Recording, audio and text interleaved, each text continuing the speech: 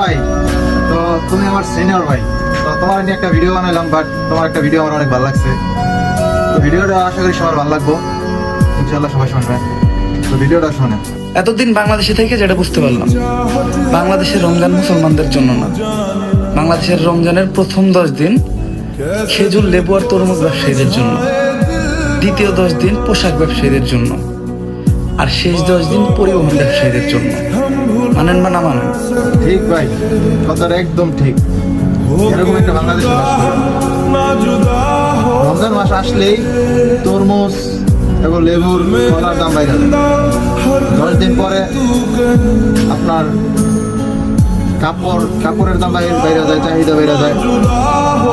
আবার 10 দিন পরে মনে করেন গাড়ির যাতায়াতের ভাড়া দ্বিগুণ বাইরে যায়। এই আমাদের বাংলাদেশ।